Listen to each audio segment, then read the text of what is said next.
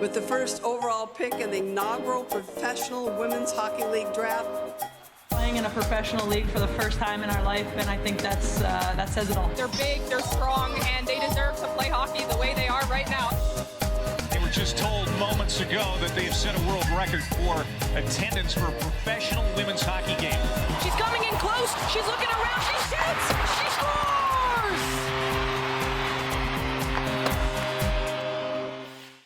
Welcome to She Shoots, She Scores podcast. We are a podcast about the PWHL from Sweden. My name is Amanda Sanier, and with me I have Ludvig Fleetwood and Victor Lidvall. Yes. We thought our podcast will originally be in Swedish, but we thought we were also going to make some smaller English episodes because we will have some English talking or English speaking guests with us, so we thought we'll publish these as well. But should we just start introducing ourselves a little bit just so that people will get to know who we are? Do you want to start? Yeah, my name is Ludvig, as I said, and I'm a journalist student. I watch a lot of hockey, and just thought it would be a fun idea to jump on this PWHL train and try to cover it from Sweden, since there's not a lot of Swedish podcasts about the league. Yeah, and my name is Amanda Sanier, and I like to say that I was born and raised in a hockey rink, grew up in a hockey family from Canada, and live here in Sweden now, and just the same, loved hockey my entire life, and thought it would be so cool to get to be a part of this amazing start of this new league. Yeah, and I'm also, of course, a hockey fan and a sports fan in general. And I'm the self-proclaimed stats guru of this trio. We shan't forget to name thank our crew. We're 5 students here in Kalmar that's producing this podcast. So it takes a team to make it happen. Yeah. For sure. So this is our last project before we graduate. Yes. And the plan is to do 3 episodes, and then we'll take it from there, depending on how it goes. Exactly. Yeah. But in today's episode, we have just before this talk to Kenzie Lalonde, so we'll cut into that pretty quick. But she's our first guest, the TSN PWHL expert, and it was great talking to her. Yeah. And that's this week's episode. And then next week we'll actually have a player on the podcast. We won't say who yet, but check back in then to see. And it's a star. It's a star. Star player. We can say that she was drafted in the top 5 of the draft. Yeah, that's a good hint, I would say. Yeah. So without further ado. Exactly. Here is our interview with Kenzie Lalonde.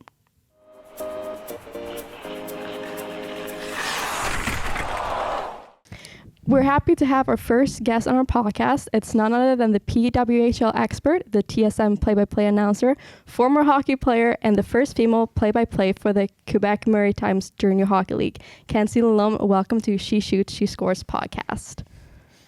Oh my gosh, I love that name. Thank you. What seems to be my signature call. Someone told me that the other day. They said, every time you seem to call a goal, you'll often say, she shoots, she scores. Yeah. So this is so fitting. great. I like this. Thank you. Yeah, we're actually thinking about putting one of those announcements into our, what do you call it? The intro. The intro, The intro. yeah, to the intro.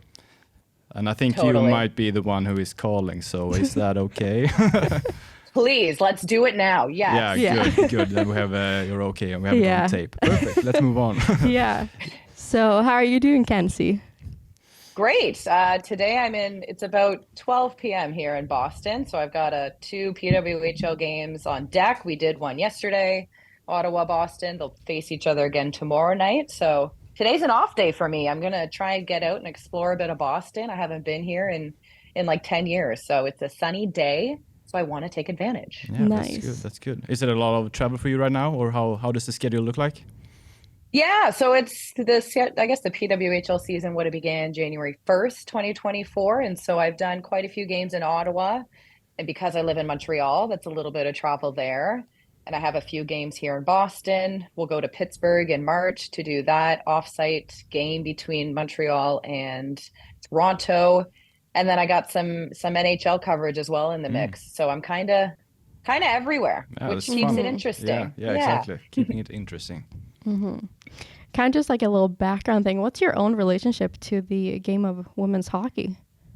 Yeah, so I'm born and raised in Ottawa, Canada. So I'm from Ottawa, Ontario, and I grew up playing hockey. I was in a hockey household, so it was only natural to put skates on me by the time I could walk. So the sport chose me. I don't know if I chose the sport, but it was amazing. I grew up playing boys hockey, switched over to girls when I was about 14, and then played university hockey as well. So I went off to the Maritimes in Canada. I went to New Brunswick to do my business degree and also play women's hockey there. And it was the best 5 years of my life. And it was in that final year, my 5th year of university hockey, that I got into television. I always had an itch for doing sports media. I thought it was so cool.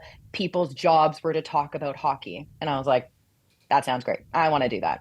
So I'm glad I scratched that itch in my final year of university and started to team up with the community television department there and started to get my feet wet. And now here I am, and I can't believe I'm covering professional women's hockey. It's as much as it is full circle for a lot of these athletes as well. I know for members of media, we're all still having a pinch me moment that we also get to cover pro women's hockey in our careers. It's been pretty fun. Yeah, it's a big change, and it's so cool that it's finally happening. And when did you start to realize that you were going to be involved in the whole PWHL? Yeah, well, luckily enough, I've been around before they turn into the PWHL, the Players-Led Association, which is called the PWHPA. To go back further, when the Canadian Women's Hockey League, the CWHL, folded in 2019, they created this player-led organization and started to do these showcase games just to not only keep themselves in the rhythm of playing the game, but showcase their product. And so I was doing a lot of play-by-play for those events in Canada and the United States. So I had stayed around the core of these players since 2019. And so when it was coming to fruition, and I guess this past summer, I was actually just about to go to London, England, and the news dropped. And so I spent my entire day before my flight getting up, doing interviews with TSN and doing all these radio hits and gathering all this information, and didn't really pack. And I don't even know to this day what I brought to London, England. I don't know what was in that suitcase, but it was one of the best days ever. You could finally see the symmetry of resources, messaging, quality of product, all being channeled into one team or one league. And that's when the PWHL was really born in the summertime. So to see that news get announced and be a part of, sharing that message to our viewers in Canada on TSN was a day I won't forget. And so to see them from 2019 to when they were questioning what was going to happen to being a part of that announcement for our network at TSN was full circle. And now here we are. They're about halfway through their regular season, and seeing the stories overlap of college players now, reunited as teammates or longtime national team players going against each other. It's been wonderful. And what about those first weeks? Because I know when they bought the PHF, they just put it down. Were you nervous in the beginning that like what is happening now, or did you realize quite early that this is the real deal, or what was that like? Yeah, I think it was like mixed messaging when that first announcement came through. When the league became announced that it was going to be the PWHL and the PHF was being bought, pieces of the PHF was going to be purchased by the PWHL, that voided a lot of current players' contracts. So it was a bright moment for the future of the game, but also very challenging because those athletes who had signed contracts to keep playing in the Premier Hockey Federation, which is the PHF at the time, they were, they got screwed. They didn't know what their future was going to be. Would they even be eligible to play in the PWHL? So there was a lot of questions when the announcement first came through. And I think the way the messaging came through of the PHF announcing the league creation also maybe mixed up the messaging, as opposed to just the PWHL coming out with the brand new announcement that this is our league, this is what's happening, we're purchasing pieces of the PHF. Maybe brought some confusion for a lot of hockey fans. I know it did for me.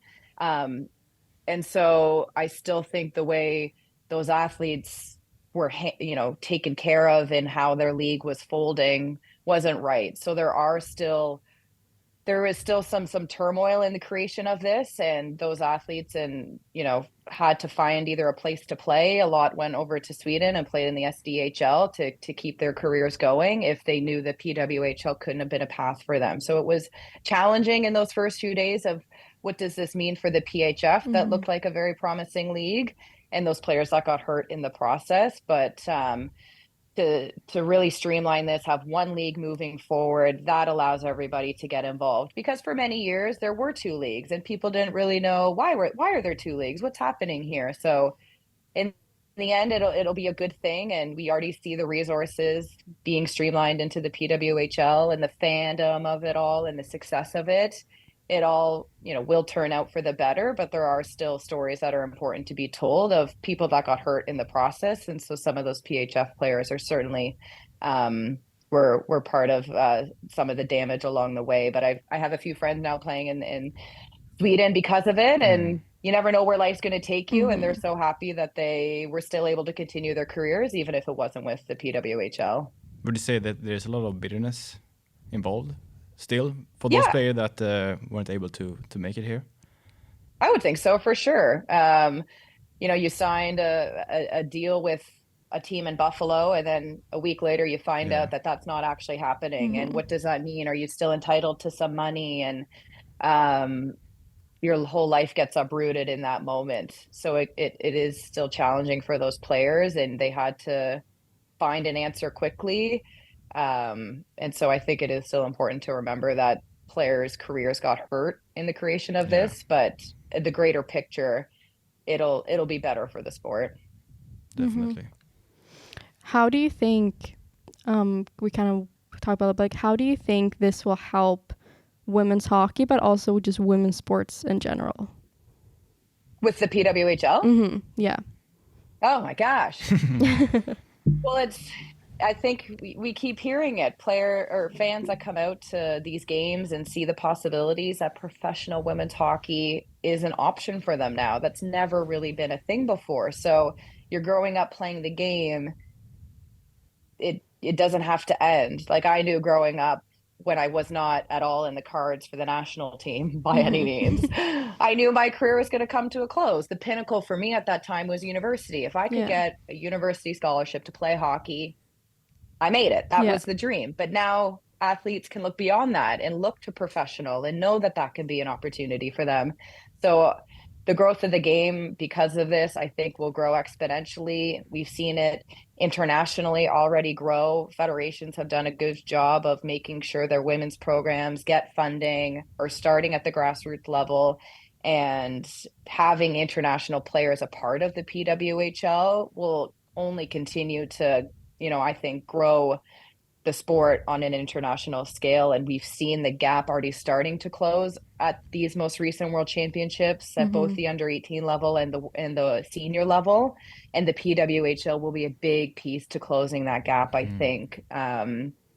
So it's only good from here. When you think of just female sports in general, it's remarkable. We've already seen the success the WNBA has had with athletes, not only salaries increasing over the years, but brand partnership opportunities. Athletes are now more marketable than ever before. And so opportunities for these players to brand themselves and have opportunities to have multiple forms of income because of their status now associated with the league. That is such a big piece. This is, of course, entertainment at the end of the day, business entertainment. And so these athletes can now dip their toes into different adventures, whether that's after they're done playing, getting into sports media, or, creating their own entrepreneurial adventures. I just think the future is bright for women's sport and entertainment from business point of view and from media point of view, but also just for these athletes. for their personal success beyond just what they can maybe do on the ice. I think their ability to have financial income past this league is going to be greater than what we've seen before. Mm-hmm. Yeah, and when we're talking about the whole economics part of it, I mean, they now have salaries. All of the women's players, they have a salary in the PWHL. What's your look on the salaries? I mean, obviously you can't compare it to NHL money, but do you think it's enough money? I mean, the cap is a bit lower than expected. Do you think it's enough, or how do you see it? Yeah, I think it's a good starting point. I think it's 1.296 is each team's salary cap right now. And so what they had to do coming into this year was they had to average out at $55,000. So that was where their average salary had to be. And there were certain constraints. You could only have a maximum of 9 players on an entry level salary. And they could denote 3 free agent signings from the beginning. So they were strategic in that sense, but let's not forget that minimum salary is only about $35,000 American. That's not a lot, right? When you go back to what the PHF was having before that, a player signed for 6 figures. So those little nuances of it all remind you that this is still in its infancy phase of salary potential right now. And so there are still some players that are maintaining side jobs and do have to be mindful of what their summers could look like if they need to be making more income, if they still need to find ways to make more money in their summer time. So their salaries are structured so that they can work in the summer if they choose to. They won't have obligations that would prohibit them from having a job in the summer. So for some athletes, that's still unfortunately going to have to be a case for them. But I'm hopeful that it's only going to grow up from here, their salary and each team's salary cap. So that's a good thing. But it's still important to remember that this is good news. We're thumbs up right now, but there's still so much room for improvement. Yeah, exactly. And the talent is remarkable. These are the best players in the world right now. To have them all under one league playing, 2-3 times a week against each other, the product's remarkable. And so the money's going to follow. The league's only getting bigger and better, and people want to get involved. Companies and investors want to get involved. And we're already starting to talk about expansion and what will those cities be. And so that's what you want as when you think of a business product, and growth is so important, and there is so much potential here with the PWHL. Yeah. How do you see on it with the expansion? Which cities would you personally want to see in the PWHL? Well, there's a little piece of me that would love to see Atlantic Canada get a team. They do not have an NHL team. They only have a Quebec Maritime Junior Hockey League team. I would love if they could. I think they would rally around a women's pro team so well, but the logistics of travel maybe implicate that. We do have off-site games in Detroit and in Pittsburgh. Pittsburgh was in the conversation of even being an Original 6 team. So I could really see Pittsburgh getting a team in the near future. And they stuck to the East Coast to keep travel down and keep it in budget. They will venture west. I mean, Calgary, Canada, I'm sure will get a team sooner than later as well. I know Seattle's been a great interest of a market when the United States-Canada rivalry series went there.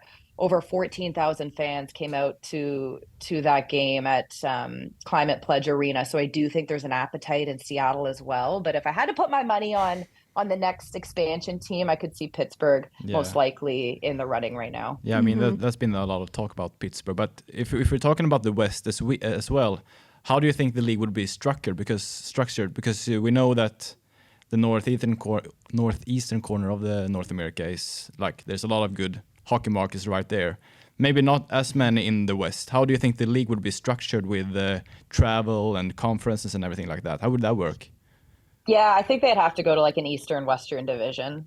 It would make the most sense. So, whether you get to an 18 conference and it's 4-4, and you'll have maybe one or two crossovers every year, that could be a way to do it. But I could see them eventually getting there. I do think it would be important to conference it just to keep it budget friendly yet again. I know it's no brainer that Minnesota has a team that's home of hockey right now when you think of northern states in the United States, but Michigan could certainly be there as well. And you think of Wisconsin as well, just such a great hockey bed for college programs. I think it'd be great to see them get a team. So yeah, I don't know what the timeline would maybe look like getting into two conferences, but I think that could be a way to manage expanding West and keeping it budget friendly. And is there enough players to expand? And now all the good players, they are assigned to their teams. How would the expansion look like? Would you do it like the NHL do, or just pick up other players? Who knows if they would do like an expansion draft with so many college graduates continuously coming up the ranks. I think that always keeps the volume of qualified players in the realm of it. The conversation coming into this league was there's too many players and not enough space. And so I think that will continue to be a problem for the next 5 years. And so expansions can help to solve that. And so with the amount of players right now on a 1-year contract, that's it's all going to come up in question next year when there'll be more graduated talent coming out of the college systems, and will they override and get that 1-year contract versus the player that just finished their first inaugural season. So there'll be a lot of moving pieces for this next regular season. Like there's so many stipulations to this first launch of a season. So I'm interested to see what a regular season format will look like. What will that draft be like again? And again, eagerness for team logos and names. I can't wait for that. Yeah, I think we're all extra kind of step. wanting the logos to drop. What did you guys think of those names that did file for trademark rights? Kind of vague, I think. They didn't really, I don't know, they were, I want more connections to the cities, I guess. They all have underlying themes to it, but my issue, like it's public information, so to it, exactly. It's fair game. Do you think they will stick to those? And any of them? I think some. Yeah. I have a feeling, yes. I think one or two. Which ones? Maybe they'll revisit. I don't know. I don't know. No, I haven't heard anything. But what I think is, if those, if that news didn't get leaked, not even really leaked, it's public information. Yeah, exactly. But if there could have been a big launch where, okay, Boston Wicked, but it had a cool logo and it had the colors, well, then maybe everyone would be like, oh, okay, yeah. But when you just see Boston Wicked, you're like, what? Yeah, that's what was my thought you as need well. context. Exactly. You need context. You need colors. I need a theme. I need to visualize. See the whole picture. So it's kind of, you kind of go like, oh, dang it. Like, why, it's too bad you couldn't have that big, hard initial launch, but that's still coming in the near future. So I'm excited to see what they'll decide at the end for these names and get a handle on some merchandise. I have a long list of friends and family that are looking for some merchandise. So it's been hard to get, which is a good thing. Guys, we gotta get you. We gotta get you a jersey. Exactly. We need to hang something back here. We can't just go with this glow stick that keeps falling over. Do you think they will stick to their primary colors though, or do you think they will change that as well? They may change that. I think they'll completely revisit branding, logos, fonts, and I think that's all under consideration. Since Amy Shear came into the conversation as the business operations senior vice president, she's been reviewing everything. So I know that's something that she's spending time on. So we'll see how much changes between this season and next season. Do you have a favorite jersey right now? I love Montreal's colors. I love maroon and the gold. I think those are really sharp. So I do like those. I'll put them as the top of my list for favorite colors Victor right now. is with you. He liked them. Yeah, that's my favorite as well. All the home jerseys. Yeah, no, I don't like them, but that's my opinion, I guess. So we're talking a lot of future right now, but if we stay in the present, what has surprised you about the launch or the first few games of the season? Yeah, I think I was presently surprised by my initial assumptions of how each team was going to do and being wrong. I thought Toronto was going to come out of the gate number one just because they have so much familiarity with their national team players. And it took them a little bit to get going. Yeah. And now they found their stride. Exactly. Where, I assumed New York was going to be good. Alex Carpenter still leading the league with points. She's remarkable. And I think, even goaltending, Corrine Schroeder with New York. I wasn't overly familiar with her. She's really caught my eye.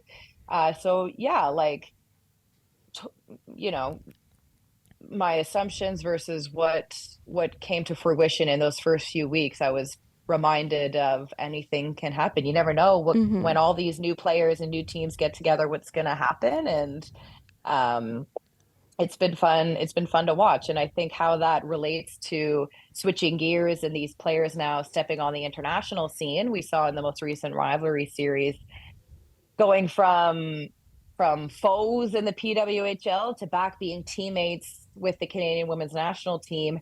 How does that change dynamics? How, as the athlete, will they be different? And we kind of saw some breakthroughs. We saw Emma Malte, who plays with Toronto, shine in the most recent Game 7 rivalry series game. She got a few goals. So for a lot of players who maybe for the last 5-6 years have held a certain role on a national team, whether that's to be a grinder, to be a North-South player, shift into maybe more of a goal scorer, has been really fun to see. So I think the PWHL has really opened up the eyes to the depth of these players and what else they can bring to the stage that maybe we forget because we've seen them in the national team for so long playing a certain role. So it's been a lot of fun to see the storylines change as weeks go on. It's you can't be too hard on yourself with the predictions. I mean, it's so many new players that are gonna and coaching staff and everything that's bundled together and supposed to find some chemistry in this first season. So it's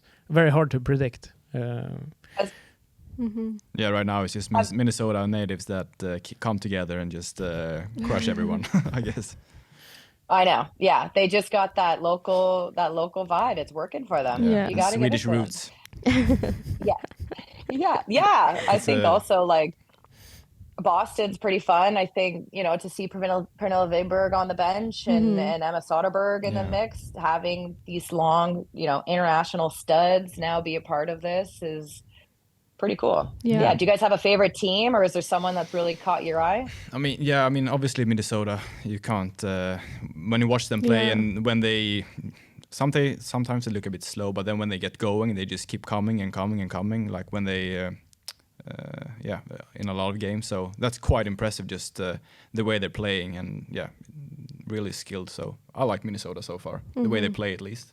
Yeah, and for me, I mean. A lot of the time, their chances come from breakaways, but they have such fast forwards, so it catches your eye when they play. So I'm leaning towards Minnesota as well. Yeah, I don't know if I have a favorite team. I like seeing all the stars play. I'm actually half Canadian, so I love seeing all the Canadian stars play in like a league instead of just the national team. So I love that, man. Yeah. And we're in Canada. Trail, BC. So on the West Coast. Oh, very cool. Yeah. Is that near Vernon, BC? Yeah, a couple hours from Vernon. Yeah. Nice. I'm going there in April. Oh, so nice. If there's anything you think I need to see or do, let me know. I'll let you know. Yeah. So the one thing she's talking about is that she don't have a favorite team. She just dislike Toronto. That's I know. I'm like, I don't know if I'm like, as a Western Canadian girl, I can like go for Toronto because it feels like, especially in the NHL, it's like the rest of Canada is like, nope, not going for Toronto. It was funny. Right when the season started, like Toronto, they didn't have a good start, and the Toronto fan base market had the running joke of, oh no, another Toronto hockey team letting us down, and the similarities of that. It's just the vibe in the city. They won't be succwhich but that's an idea for another episode for us. I think just the bandwagon o-meter, which team you should support. I mean, it's new for everyone. So everyone who wants to follow this league has to, I guess, pick something to cheer for. Yeah, I think that's also what's been really great about this league is I think everyone relates to it or sees themselves in it, whether it's, you know, you played minor hockey with that girl, or you're just from the Boston area, so you want to cheer for Boston, or that player went to your university. Like, I just think everyone's seeing a little piece of themselves in the league and the players, and that's really building the fandom of it. And the rivalries, who doesn't love a good rivalry? Right now, Ottawa and Montreal are getting real chippy. Like, that's a rivalry I didn't expect. Like, I thought Montreal Boston was going to be, whether it was just the Bruins Habs era of rivalry, I kind of wanted that to come back. Like, you know, Phil Esposito is now Hilary Knight, and Marie-Philippe Poulin is Jean Beliveau, and that's your modern day Montreal Boston rivalry, but we're not really seeing that right now. So I'll hold on. Maybe in 5 years it'll get heated, but right now Ottawa and Montreal seem to have a bone to pick with one another. Yeah. How would you describe the fan base of this league, and was it as you expected it to be? Yes, I think a lot of, I know for myself and some members of media, we're all just like, oh, finally. Like, it's not so much surprise, it's more so just, you know, finally, like we've seen this potential, and so to see it get the respect it deserves in mainstream media and just amongst hockey fans in general is so refreshing. And I think the physicality element to it, how, you know, the game is finally at its best. It's physical branded hockey, which for once, you know, this league made sure to hone that and make sure it was happening. They finally had control and how officials were going to start calling the women's game. And so it's the best product we've ever seen. And I think that's allowed to draw in more hockey fans that maybe second guess the women's game. It's really selling them or drinking the Kool-Aid, if you will. I think the second a fan watches the games, they're really liking it. And so, yeah, I don't know if it's caught me by surprise, but I think my favorite part of it, and you guys would know this as well, just all the games are on YouTube. So it's so accessible worldwide. And that's the best way to get your product out there, is to make it accessible. And so I think the league did such a good job of making sure their product can be seen worldwide. And that's what's also drawing in a lot of fans right now. Was that was that the way it was supposed to be, or didn't they find anyone who could broadcast it abroad, or why did they decide to put it on YouTube? For that matter, like the accessibility factor to it. So here in Canada and the United States, there's like TSN takes the games and airs it on their mainstream platforms, and Sportsnet does the same thing, and NESN here in the New England Sports Network is broadcasted it on their mainstream production. So it's just great that different platforms are taking it. It's still being produced to a good quality of proper broadcast coverage, and the fact that that's getting broadcasted out there for everyone to see worldwide is such an important piece. I think our most recent game, Battle on Bay Street, on the Friday between Toronto and Montreal, over 19,000 fans. Oh, really? That was a TSN produced game. So we were really able to put our stamp on it and bring out all the bells and whistles and have some of our best producers and best camera operators on it. And I think that really showed. And that's kind of where I want to see the quality of coverage every single night is that standard. So I think we'll get there. And so to kind of have fans get a taste of the broadcast potential was exciting. And I'm only excited to see that get replicated as the season goes on. How was that game? Like, I remember just walking there. The hotel was 5 minutes from the rink. And I remember just you're at a stoplight waiting to cross over the highway or whatever. And I remember just thinking, I'm going to the Maple Leafs arena right now to do a women's pro hockey game. This is awesome. Like, it was one of those pinch me, I can't believe this is happening. Look at where you are and how you get to be a part of such a special night. It was a pinch me moment. I remember at points of our broadcast, not even speaking, just because you could hear the sound of the crowd and just wanting to let that breathe on air and wanting fans at home to hear the sound that we were feeling in the arena. And And I've never had that moment on air before where I just stopped talking because it's a beautiful moment.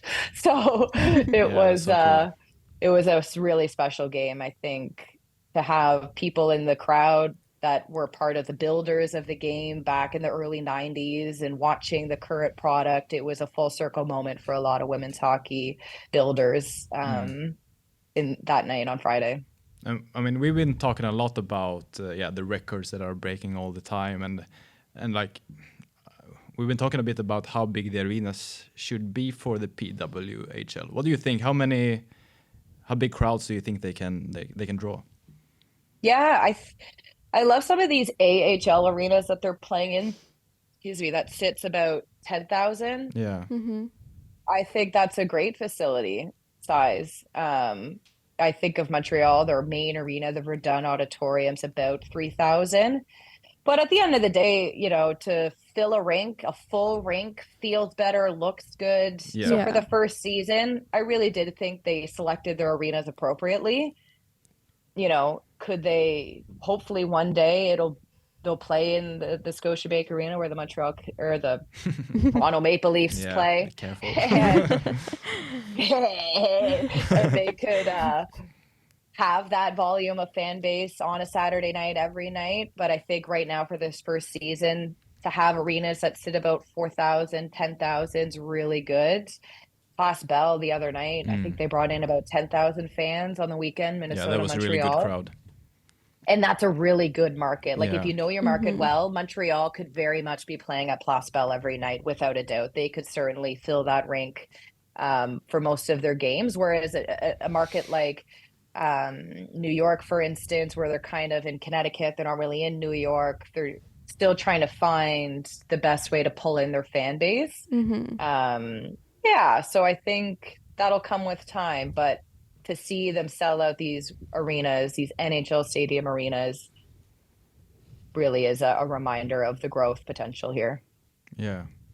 And I mean, we're a Swedish PWHL podcast. Right now that we have 2 Swedes playing in the league.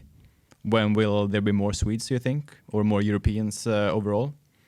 I hope soon. You know, there's just so many. Like, I'm so glad Soderberg's playing. You know, the most recent World Championship. I was interested also to see I think Hannah Olsen's hurt though. Mm-hmm. But if she would come over and play, like Lena Youngbloom's also a really talented player. So I'm interested to see how many of the SDHL players may make themselves eligible for the PWHL next year. Yeah. That league has so much high-end talent. You know, you think of someone like Jenny Hirakowski, one of the best defenders in the world, and would she leave SDHL and come over and play in the PWHL? I don't know. I think it's also they have set themselves up for success in their current environment that, you know, reflects their lifestyle, and they've been able to create something comfortable for themselves. So would they want to leave that to maybe only get a $50,000 salary in North America and reroute their lives, especially if they have children? Like, I think there's a lot of things to take into consideration for well-established athletes right now playing even in the Meisterliga or in the SDHL. But the talent in Sweden right now is so exciting, guys. Holy moly. I really hope you bring on some of those great players. Yeah. Like I don't know if you guys, did anyone go? I don't know how far Östersund, Sweden is from you when they held the U18. Yeah, no, it's quite far. It's my hometown. So it's 1,000 kilometers from where we're sitting. Okay. But that tournament was remarkable. Like, they played in the gold medal game. It was sold out. We covered it on TSN, and like Ebba Hedfeast has really stolen the show at the most recent U18s as well. She's already played at a world championship. I don't know what her next step looks like, if she's college hockey, but she's someone I really have my eye on. Hilda Svensson, the defender, Björn Youngakar, who's I think in college right now. So maybe in a year's time, when they finish college, they'll jump over and play in the PWHL, because if you're in college and you choose to play in the PWHL, you lose your eligibility in college. So they are encouraging their athletes to finish that college program, Yeah. get your education, get that experience, and then when you're done, join professionally. So I don't know if we'll see a young player go pro before they do college anytime soon, but the talent right now in Sweden is so exciting. So I'm hopeful, guys. Yeah, we just So do you have have a to favorite wait. team? Like or I guess you guys already kind of mentioned. Yeah, we don't know. It's too early. Minnesota. And we need to stay a bit level-headed since we're journalists, so we can't really have a favorite team, right? Same. Yeah, exactly. No, but yeah, we'll see. I mean, it's fun to have Emma in Boston and to have in now I'm losing the name. Johanna in New York as well. So obviously we're keeping an extra eye on that, but yeah, when there's more Swedes, we'll see. Hopefully we'll get another Detroit Red Wings or something like that, where it's like a whole line of Swedes. That would be nice, and then maybe you can pick a favorite team. But for now, we'll just have to wait and be patient. But like the Swedish hockey, especially in the senior level, has for the last couple of years, not been the absolute best. Do you think players coming over to the PWHL can help the Swedish national team as well? Like on the senior level, like can they start competing against Canada and the States on the senior level as well? Do you think? Ask it again. In the senior level of women's hockey, Swedish national team has not, like they've had a couple years where it's been a little bit lower. Do you think with the PWHL, can they start competing against the States and Canada soon? Yeah. Oh yeah. Like I think the stage has blown right open right now. Like we've seen for so many years, we've said Canada, United States, Finland, Sweden, and then they had their little hiccup there for a little bit. But now Czechia is in the conversation. Sweden is right back to where they were.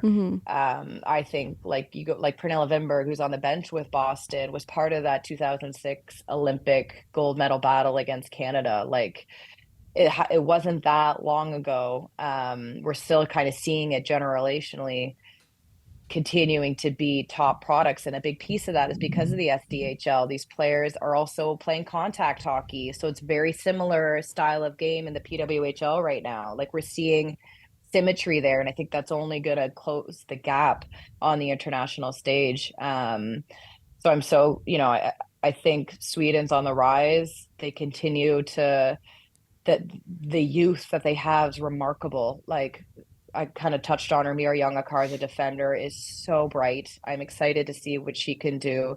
Svensson as well. And, you're looking at players that are 16, 18 years old, already competing at a world championship. So I think the way the world championships are structured makes it a little more challenging, because the Group A division is your top 5 ranked teams internationally. Your Group B division is your next 5 in the top 10. So there's always kind of that hurdle. Like you have to win your quarterfinal game. It comes down to that quarterfinal game, and you're usually playing Canada or the United States, which makes it a little more challenging. So the format keeps it interesting, but that format was created because there was such a big discrepancy between the top 5 teams and the bottom 5 teams when you look at the top 10 countries internationally. Now that gap's really closing. So should we stay in this format? I don't really know. The most recent U18s in Zug, Switzerland, the format went back to normal, where you were a snake format. Like Canada was in one pool, you had 1 in one pool, 2 in the next pool, 3 in Group A, 4 in Group B, which is what the World Juniors is, which the men's World Championship is. So maybe we need to bring that format back to the senior women's international stage, because the gap is closing, and maybe that can allow for more growth. And when you speak to some of these teams like Japan or China is going to be in the next World Championship in the top division in April in Utica and New York, they want to play Canada and the USA. They want that challenge. They want to see it as a measuring stick to see how far do we need to go. And if you lose 10-0, it's really hard. But hey, you just played the best country in the world, and you found your areas that you need to improve. So I do think it's important that we see these teams play the top dogs and see how much growth needs to happen. And I think maybe a format change can help that on the international stage. because the gap's closing, and I think the PWHL will continue to be a piece to that. Yeah. Mm-hmm. Yeah. Do we have anything else? I don't know if maybe we won't talk to you again until we're into another season. I was gonna ask, who do you think will stand as champion of the inaugural PWHL season? And who did you predict before? And who do you think now? We had this discussion and I forget who I picked. And I think I said New York, and I'm still going to stick with New York. Mm-hmm. I think they've got it figured out right now offensively. Alex Carpenter will continue to be great. Corrine Schroeder is a good goaltender. I think they have depth figured out and they're working well. They found their way to click. Where Boston, I think right now is still trying to find that chemistry. They have Hillary Knight, Alina Mueller. They have so many incredible stars and they need to find a way to piece it together. I think New York's found a way to do that. So I'm going with New York, guys, as your first inaugural champion of the PWHL. All right. What do you think? Who do you think? Minnesota? Nah, I think I read that article that like they're so good because they were the ones to just found the connection, and now the other teams are catching up. Toronto, I guess. Toronto? Yeah. Ooh, I think either Toronto or New York. That's it. I'm back in Minnesota. Okay. Hey, Yeah. hey. Yeah. All right. They just need to get Taylor Heisey back. She's hurt right now, so I think that could help them. Yeah. Mm-hmm. Yeah. Is there anything else that you think that we should talk about? That we feel like we've forgot that we Skipped over. should mention? Yeah. I don't know. I don't think so. It's been fun. I think it was great. We kind of touched on how they got here, and the growth of it is only getting better. Yeah. I just can't believe we're only 12 games into this, and over about 20,000 people came out to a hockey game last week. Will they break The it in future's bright. Detroit, you think? What's that? Will they break the record in Detroit again, do you think? I hope so. Yeah. Yeah. Michigan's another hockey state. You've got a lot of the girls are from there too. Yeah, exactly. So, Yeah, we'll see. All right. Well, Well, looking thank forward you to it. so much for joining our podcast, Kenzie. It was so fun having you on. yeah, it's a big honor. Yes. Definitely. okay. Two things we need to do here. One, I got to get you guys a jersey. We'll have to get that to you. Yeah, we love that.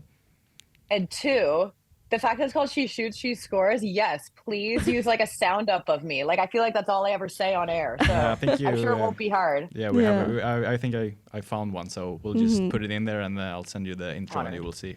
Yeah. So that would be cool. Yeah. Honored. Yeah. Well, it was great to meet you guys. Yeah, so thanks. Same nice. to you.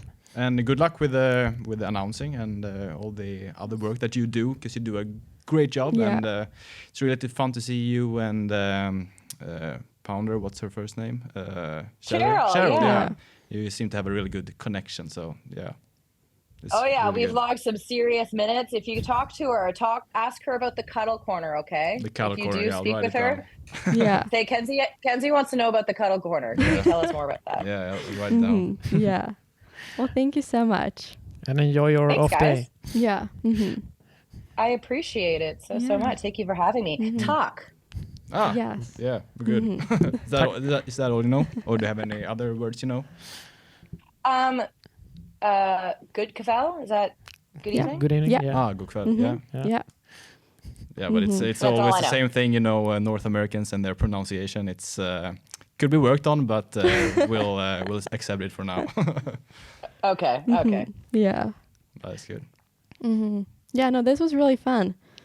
Appreciate it, guys. Yeah. Thanks for reaching out, Amanda. Yeah, no problem. Thank you for wanting to help. Yeah, and I think the We gotta recording. get you a jersy. Yes. Yeah, how would we get that? I'll text Amanda. We'll figure it out. I'll find yeah. a way to ship it to you. That would be so cool. Yeah. Perfect. You got it. Yeah. Okay. Well, Have a great night. Yeah, you too. yeah, Have a same to you. good Now we're rest gonna of the go day. to bed. Yeah. See you Bye bye. later. Yeah, See bye you. bye. Bye. Bye. Bye.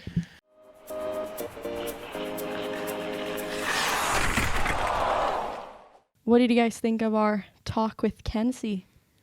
I mean, she gave some exhaustive answers, and of course, we invited her because she's one of the experts on the PWHL. So I think it was a great episode, and we managed to work up some chemistry in the end. Yeah, for sure. Yeah, and we reached our goal to get some PWHL merch, so we really like that. Yeah, we've tried, but it's all been sold out, so yeah, exactly. Hopefully we can get our hands on No, I think it was some a now. great talk, and I mean, a lot of the information is out there, but it's really nice to hear her experiences, and especially from the Scotia Bank Arena event when they broke the record, and it's just so fun to get such a big name in our first episode, and I hope we can talk to her maybe another time, and talk to Cheryl as well, and ask her about the bedtime corner, Cuddle corner. Yeah, no, it will be hard to top this first episode, but we'll try our best. Yeah, but thank you guys so much for listening and watching, and we will be back here next Friday with a new episode. Yeah. Good. Yeah. Good job. Thank you guys. Bye. Bye.